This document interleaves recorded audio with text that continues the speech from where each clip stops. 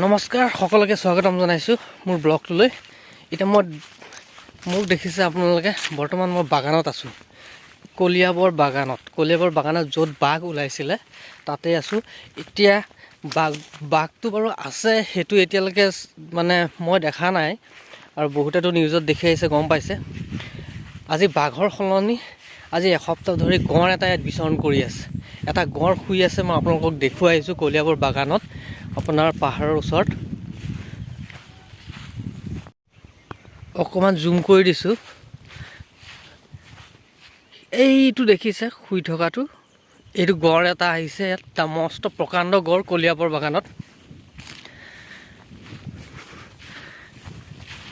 কি প্ৰকাণ্ড গঁড়, শুনিব পোৱা মতে আজি এসপ্তাহ হ'ল, এসপ্তাহ ধৰি ইয়াতে আছে। মানে জংঘল আছেতো, জংঘলত সোমাই থাকে আকৌ ওলায়।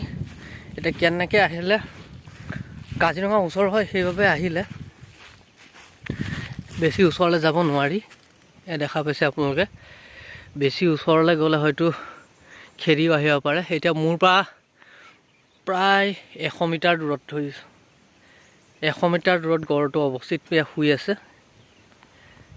দেখিছে আপোনালোকে, লাইভ ভিজুৱেল একদম দেখিছে কেনেকৈ শুই আছে। মানে অকণমান কেঁচা জেগাটো, এইখিনি ঠাণ্ডা পাইছে সম্ভৱ, সেইবাবে সুন্দৰভাৱে শুই আছে। কিন্তু এটেক কৰে বুলি বিশেষকৈ ভয় লাগে, অন্য কথা নাই। এটেক কৰিলে মানে কি, গঁড়ৰ লগতো দৌৰিব নোৱাৰি। আৰু তাতে চাহপাত বাগান, এয়া বাগান দেখিছে আপোনালোকে গোটেইখিনি, আৰু এইখিনি হৈছে গোটেই ৰিজাৰ্ভ। এইখিনি ফৰেষ্ট এৰিয়া হয়। এইটো হাতীমৰা চাইডেদি সিফালেদি আহিলে সম্ভৱ ইয়ালৈ, আৰু বেছি ওচৰলৈ নাযাওঁ। গতিকে কলিয়াবৰ ভিজুৱেলটো আপোনালোকক দেখুৱাই দিলোঁ, কিদৰে গঁড় বিচৰণ কৰি আছে ইয়াতো। এতিয়া ফৰেষ্টৰ ঘূৰিছে, ফৰেষ্টৰ কি ব্যৱস্থা কৰিছে নাজানো। বাঘটো আগতে ঘূৰি আছিলে, এই দেখিছে বাগানত। এতিয়া বিশেষকৈ অন্য কথা নাই, কাম কৰা মানুহৰ কাৰণে অকণমান প্ৰব্লেম এটা হ'ব। মানে কি, হয়তো বাগান ফালে আহি গ'লে, এতিয়ালৈকে বাগান এইটো সীমা দেখিছে আপোনালোকে, এইটো হৈছে সীমাটো মই দেখুৱাই দিছোঁ। এইটো সীমা দেখি পাইছে, এইখিনি বাগান, এইফালে হৈছে ৰিজাৰ্ভ পৰি গৈছে। এতিয়া ইয়াত যিখিনি এতিয়া পাত তুলিবলৈ মাইকী মানুহ আহিব বা কাম কৰা মানুহ আহিব, লেবাৰ আহিব, সিহঁতৰ কাৰণে অলপ অসুবিধা হ'ব।